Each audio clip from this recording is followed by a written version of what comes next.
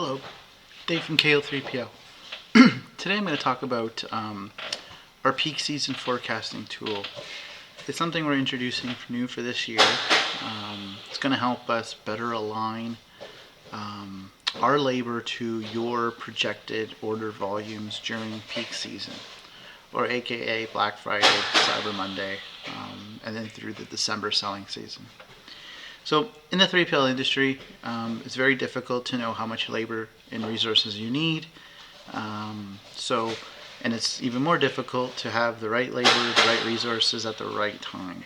So this tool is going to accomplish or give our team here some visibility as to what your expectations are come peak season.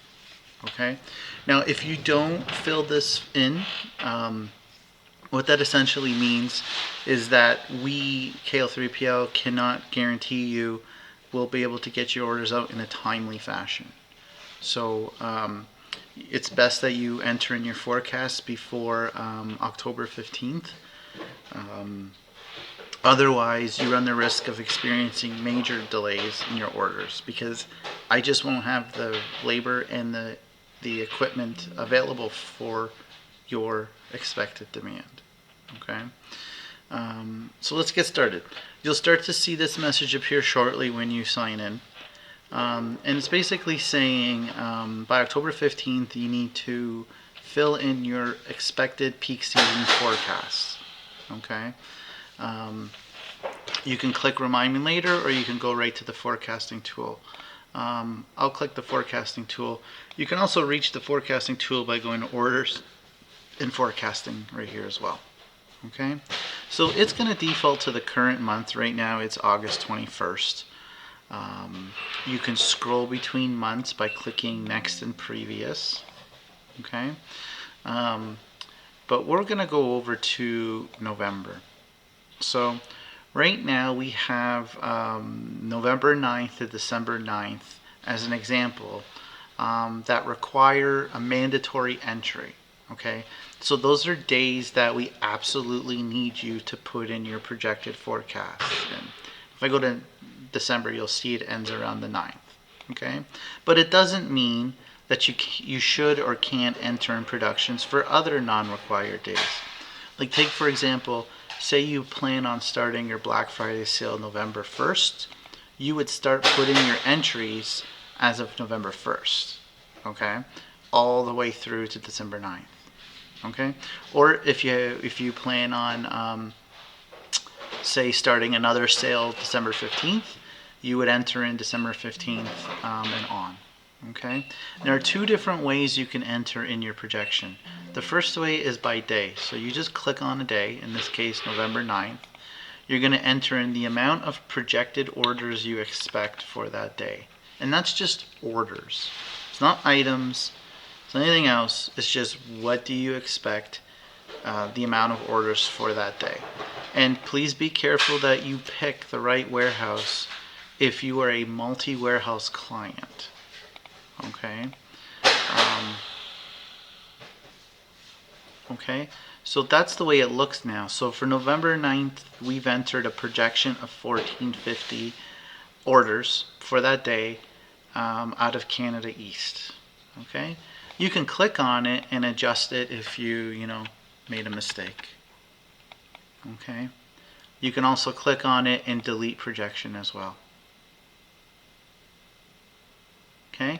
If you are a multi-warehouse client, you would do 1450 for Canada on that day, and then you would do another entry for, I don't know, let's say 800 out of the US East Coast location.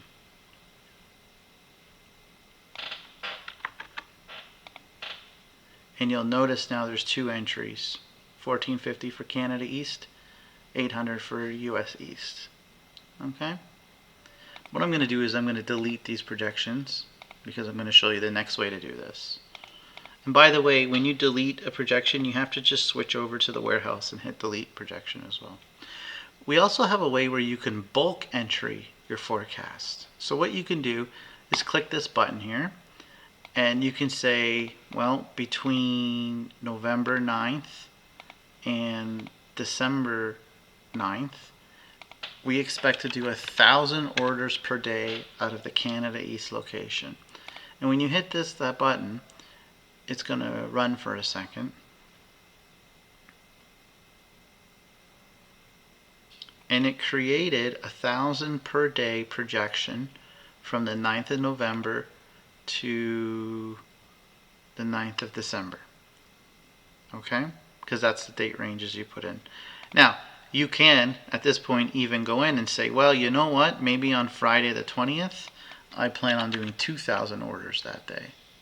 So you can modify just that one entry if you choose to do so. Okay? Now, again, you might start your Black Friday sale on the 9th. It might run to December 9th as well.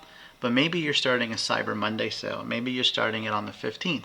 So what you do on the 15th is you would say, you know, I plan on doing 300 orders in Canada that day. I plan on doing 200 orders in Canada on that day. I plan on doing 800 orders on that day. Okay? So this tells us that you're going to start a sale on November 9th, and then you're going to start another sale on November 15th. Okay? So you don't have to enter a projection for your regular volume. That's not what we're asking you for here. We're asking you to put in basically, when does your Black Friday Day sale start? When does it end? And so again, if you're normally doing 100 orders a day, we don't expect you to put in 100 here and 100 here, 100 here. It's just basically put the projection in from when your sale starts and when your sale ends. If you have multiple sales, you would do multiple entries on different days. Okay? So that's how it works. I hope you can understand, yes, it's a little bit of work for you, but this gives us tremendous visibility on planning our labor, planning our resources, planning our equipment needs to give you guys and your customers the best experience for this peak season. Okay? Thank you very much for your time. Appreciate it.